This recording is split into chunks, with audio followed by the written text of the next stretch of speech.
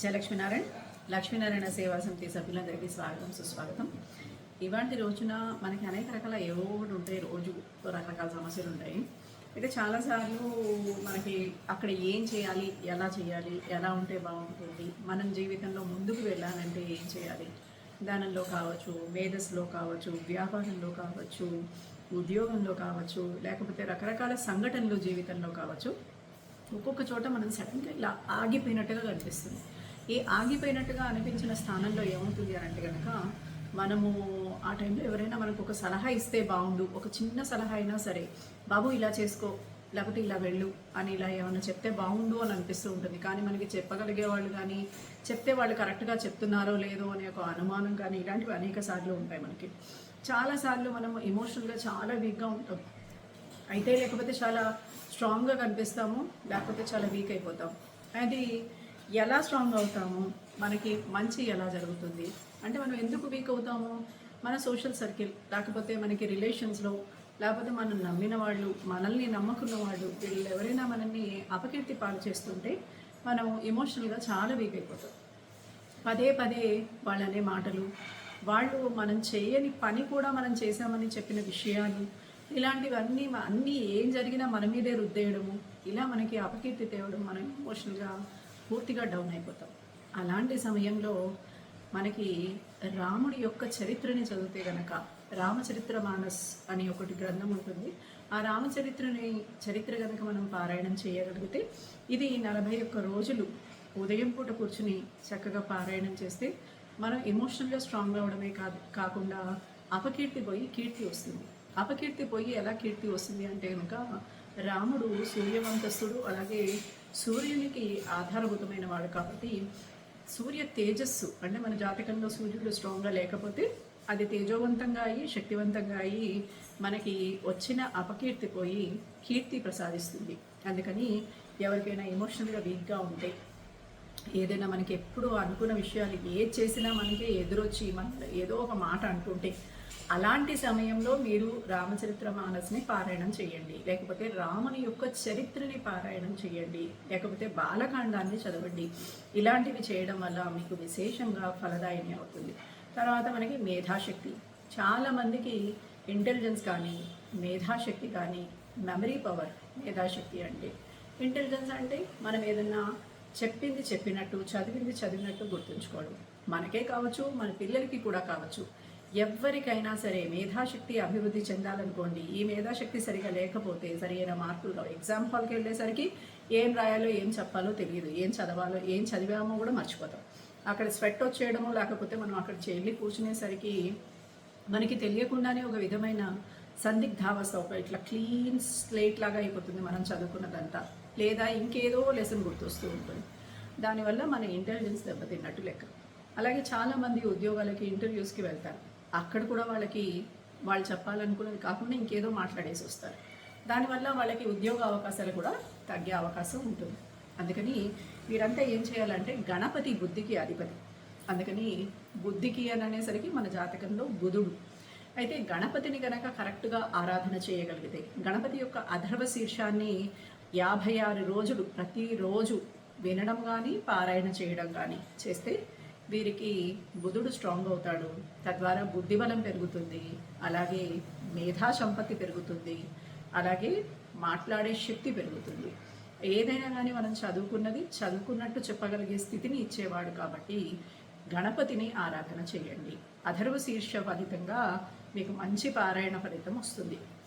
తర్వాత మన జీవితంలో నెక్స్ట్ మనకు ఉండేది ఏముంటుంది, ధనం వచ్చేసరికి మనం ఎంత సంపాదించినా డబ్బు నిలవకపోవడము, లేకపోతే మనం డబ్బు ఉంది కదా అని ఎవరికో ఒకరికి, పాపం వాళ్ళు కష్టాల్లో ఉన్నారు కదా అని వాళ్ళకి డబ్బులు ఇచ్చి మన డబ్బులు వాళ్ళ దగ్గర ఆగిపోవడము, ఉద్యోగం లేక డబ్బు రాకపోవడము, వ్యాపారం లేక ధనాదాయం లేకపోవడము, ఇలా ఏదో ఒక విధంగా ధనానికి సంబంధించిన అనేక ఇక్కట్లని మనం ఎదుర్కొంటూ ఉంటాం.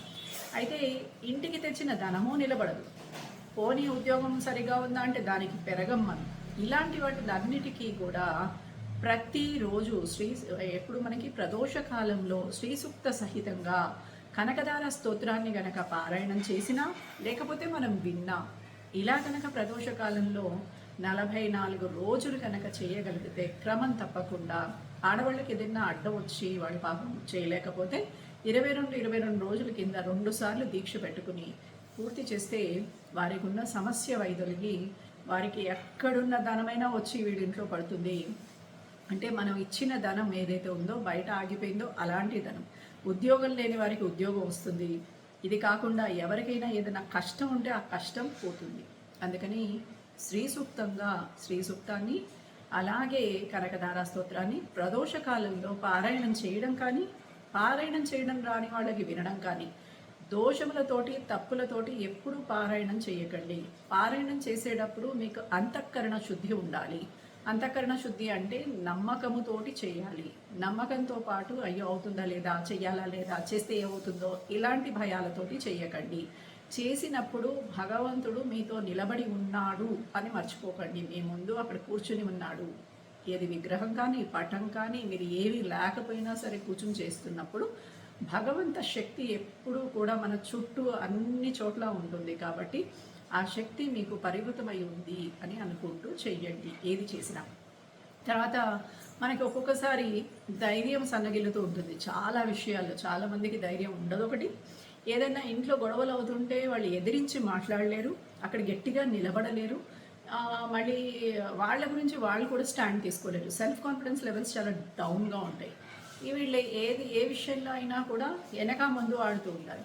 అందుకని ఎవరికైతే సెల్ఫ్ కాన్ఫిడెన్స్ లెవెల్స్ సరిగ్గా లేవో, ఎవరైతే వాళ్ళ గురించి వాళ్ళు స్టాండ్ తీసుకోలేరు, ఎవరైతే చిన్న చిన్న విషయాలకి భయపడిపోతూ ఉంటారో, ఎప్పుడూ అదొక విధమైన డిప్రెషన్ ఉంటుందో, అయ్యో నా కోసం నేనేమీ చేసుకోలేకపోయానే అనే ఒక డిప్రెషన్ ఉంటుందో, వారు కనుక ప్రతిరోజు హనుమంతుని యొక్క హనుమాన్ చాలీసని పారాయణం చేస్తే, రోజుకి 3 సార్లు పారాయణం చేస్తే, అలా 21 రోజులు చేయగలిగితే వీరికి పోయిన ధైర్యం మళ్ళీ వస్తాయి. ఎందుకంటే ఇప్పుడు గుర్తుపెట్టుకోండి, మీతో ధైర్యలక్ష్మి ఉంటేనే సమస్త లక్ష్ములు ఉంటాయి. మీరు పిరికి లక్ష్మితో ఉన్నారంటే మీతో అన్ని ఉన్న లక్ష్ములు అన్నీ వెళ్ళిపోతాయి. అందుకని జీవితంలో ఏ స్థితిలో అయినా ఎప్పుడూ ధైర్యంగానే ఉండాలి. హనుమాన్ చాలీస పారాయణాన్ని ప్రతిరోజు చేయడానికి ప్రయత్నం చేయండి. ఈ హనుమాన్ చాలీస పారాయణం మీకు విశేషమైన ఫలదాయిని అవుతుంది, ధైర్యాన్ని ఇస్తుంది. 21 రోజులు అంటే ముందుగా మీరు పారాయణం దీక్షగా పెట్టుకొని చేయండి. తర్వాత మీరు ప్రతిరోజు ఒకసారి పారాయణం చేసినా తప్పు లేదు. హనుమాన్ చాలీసకి ఎలాంటి నియమాలు ఉండవు. ఇవి నేను చెప్పే వేటికి కూడా ఏ నియమాలు చెప్పడం లేదు. మీరు ఏదైనా నియమాలు పెట్టుకుంటే ఆ నియమాలని మీరు పాటించవచ్చు. ఇంకొకటి, మనకి ఆత్మానందము, సంతోషము. మనం ఏం చేసినా అసంతృప్తిగా ఉంటాం. ఏం చేసినా ఏది పొందాలనుకున్నా కూడా సంతృప్తిని పొందలేకపోతూ ఉంటాం. ఉన్న దాంట్లో కూడా సంతృప్తిని పొందలేకపోతూ ఉంటాం. అలాంటి వాళ్ళు ప్రతిరోజు విష్ణు సహస్రనామ పారాయణం చేస్తే వీరికి అద్వితీయమైన ఆత్మానందం కలుగుతుంది. ఎప్పుడూ ఆనందంగా ఉంటారు, ఉన్న దాంట్లో సంతృప్తిగా ఉంటారు, హాయిగా చక్కగా ప్రకృతితో రమిస్తూ ఉంటారు, తృప్తిగా ఉంటారు. అలాంటి వారికి అలాంటి జీవితాన్ని మనం పొందాలనుకుంటే కనుక విష్ణు సహస్రనామ పారాయణం చేయండి. మానసిక ప్రశాంతత ఉండదు, మానసికంగా చాలా దిగులుగా ఉంటారు. ఇలాంటి వాళ్ళు శివుని యొక్క సహస్రనామ పారాయణాన్ని చేయండి, లేదంటే వినండి. శివుడు చంద్రుడికి అధిపతి కాబట్టి చంద్రుడు బలంగా అవుతాడు, మానసిక ప్రశాంతత వస్తుంది మొట్టమొదలుగా. అందుకని వీలైతే శివ సహస్రనామ పారాయణాన్ని చేయండి. జీవితంలో మనం చాలా విషయాల్లో దిక్కు తోచకుండా దారి దొరకని స్థితిలో మనం ఉంటే, ట్రాఫిక్ జామ్లో మన జీవితంలో నిలబడిపోతే ఏదో ఒక స్థానంలో, అప్పుడు భగవద్గీత పారాయణం చేయండి. ఈ భగవద్గీత పారాయణం మీకు ఏ దారి లేని వాడికి ప్రతి చోట దారి చూపించే ఒక చక్కటి గ్రంథం. అది మనకి జగద్గురువైన శ్రీకృష్ణ పరమాత్మ నోటి నుంచి ఉద్భవించింది. అది భగవద్గీతని కనుక పారాయణం చేయగలిగితే, ప్రతిరోజు ఏవో ఒక శ్లోకాన్నైనా మననం చేస్తూ ఉండగలిగితే కనుక మీకు దారి తోచని దిక్కు తోచని స్థితిలో కూడా ఏదో ఒక దారి దొరుకుతుంది, ఏదో ఒక దిక్కు దొరుకుతుంది. ఆ కృష్ణ పరమాత్ముడి యొక్క అనుగ్రహం మీ మీద ఎల్లవేళలా కలుగుతుంది. కాబట్టి కొత్త వీడియోస్ తోటి మళ్ళీ కలుద్దాం. ఇంకా చిన్న వీడియోస్, ఇంకేదైనా టాపిక్స్ మీద చేయాలనే వీడియోస్ మీరు క్వశ్చన్స్లో కానీ కామెంట్స్లో కానీ పెట్టండి. జయలక్ష్మీనారాయణ.